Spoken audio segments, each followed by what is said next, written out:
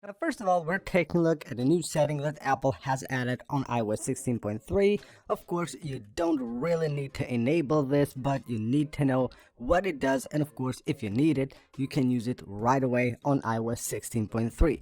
Now, these are the new physical security keys that you can add to your Apple ID and basically have a really strong account security. You can see right here, once you go to your settings, you go to the top of your settings at the Apple ID and you go to password and security, you will get security keys right here, and you can tap here to add security keys. Now you can see right there it says security keys, which means that you need to actually have two different security keys in order for this to work. So if you're planning to enable this feature and use physical security keys for your Apple ID, then you need to know that you actually have to have two of them in order for this to work. And right here we'll see, basically it shows you all the explanations you need to know, and then you can go ahead and continue from here and add your security keys. New to iOS 16.3 are also the emergency and SOS settings. Now right here we have a few wording changes. Not much has changed, but you need to know what you're doing here. So you can see we have now call and with hold and release,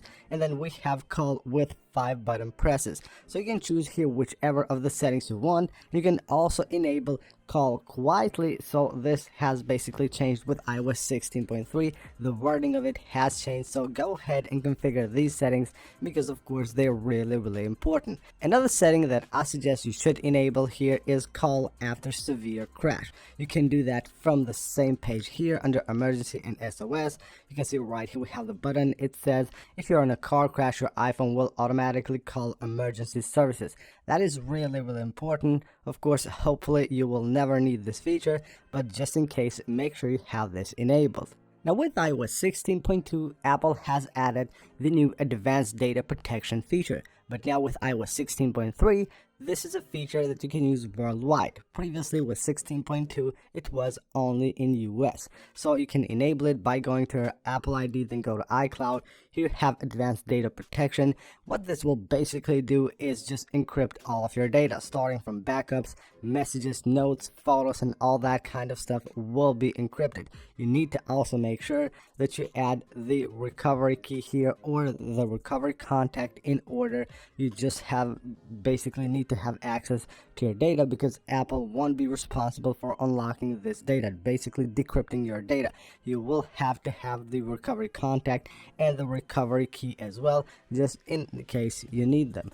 Here's another setting that you will find under the same tab here under iCloud. You will have access to iCloud data on the web. Now this is a really good feature. If you enable this, then you can go ahead and just log in with your iCloud on the web, on the browser, and you will have access to all of your data.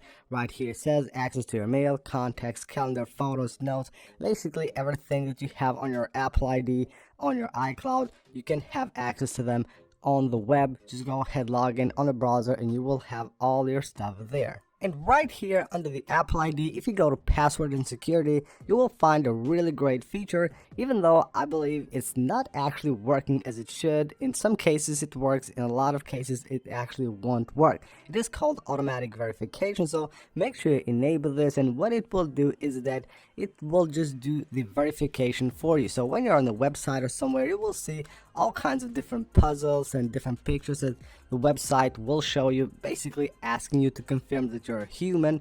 This will bypass those and do that automatically for you. So again, you can enable it by going to your Apple ID on your settings, password and security, and right here you have automatic verification.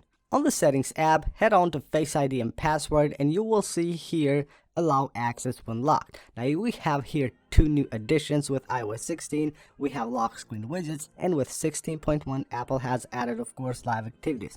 Now make sure to take a look at these, and in my opinion you should actually enable these, which then allows to have access to your live activities or your lock screen widgets just when the iPhone is unlocked. Because if you have these disabled, someone can have access to them even though your device is locked. So it's a really good security feature that we have them here, and make sure you go ahead and enable them immediately. Now, if you have one of the newer iPhones, the iPhone 14 Pro or the 14 Pro Max, I suggest you go to settings, go to display and brightness, and go right here under always on display. Now we have a few new settings which are basically not new with iOS 16.3 but have recently been added to iOS. And right here we have show wallpaper and show notifications.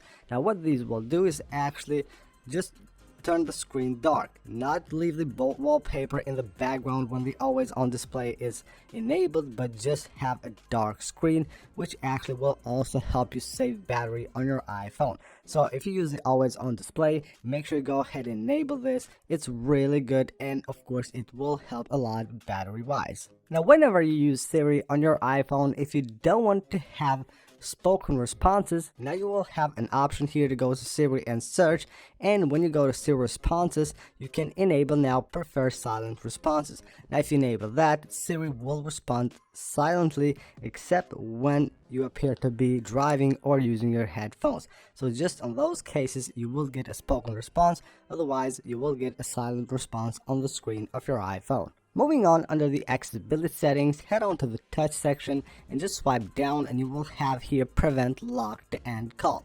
So on iOS, whenever you're on a phone call, if you press the side button here, it will actually lock the device but also hang up the call. If you don't want that to happen anymore, you go ahead and enable this button, so whenever you press the side button, it won't actually hang up your call. Now this is a really great feature here for iPhone users that have an iPhone with the always on display.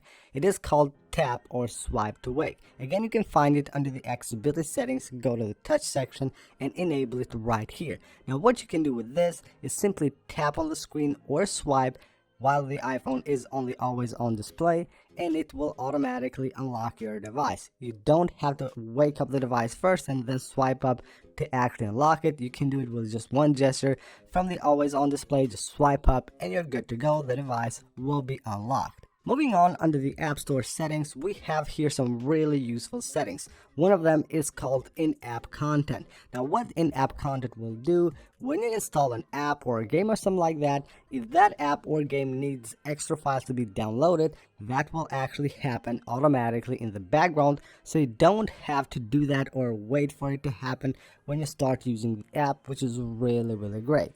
Another setting I suggest you turn on iOS 16.3 is app updates. Especially when you have installed a new update on your device, you need to also update the apps, because most apps will get new updates, of course, when a new iOS version is out. So you want to make sure that you have your apps up to date. You don't want to bother doing that manually. You can just enable this feature right here and everything will be done automatically in the background. Now talking about updates, another thing you need to enable is right here, general software update automatic updates. If you don't want to automatically update your device, that's cool, but you have to enable this right here, security responses and system files. As you probably know, Apple has tested security responses, which are basically some really small updates to fix security problems with iOS, which are not iOS updates. So when you get those, it won't update your iOS version, it will just install those files on your device. Make sure you have this enabled and everything will be done automatically. If you're using something like the TV app or any other sports app to basically track events or games or things like that, you have the option for more frequent updates. You can find that by going into the app section right here on the settings app, go to live activities, and the app will have this option right here. So it says update rate, more frequent updates. So if you want to get more frequent updates, you can enable it here. It will actually have a bad impact on the battery life while it's enabled, but if you need to have those more frequent updates, you can go ahead and enable them here. And last but not least, a really helpful feature for the Mail app. Head on to settings, go to Mail, swipe all the way down, and you will have here undo send delay. This will just configure how much of a time you will have when you want to undo a sent email. You send an email, you want to undo that, basically stop the email from being sent. You will have here the time of how much it will wait. So I suggest use 30 seconds because you will have the most time to do that. So that is it for this video, guys.